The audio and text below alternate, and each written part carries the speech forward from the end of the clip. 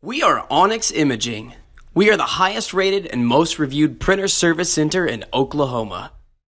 Hey there YouTubers, it's your girl Brett over here at Onyx. Today I'm going to show you how to print a supply status page, and I'm working with a Lexmark CX417de. So it's pretty easy. What you want to do is, down here in your screen you'll see a wrench, click that, and then you'll see reports, hit reports, and device statistics, and then it should start printing that. You can find useful information on there, such as the original date the toner was installed, how many pages you printed on that toner, and so much more. If you guys are in need of any quotes or supplies, give your girl Brett a call and have a great day. Thank you for watching. If you're interested in how you can receive free labor on all of your service calls, as well as how to qualify for free printer upgrades, contact us today. We are here for all of your printer and office supply needs.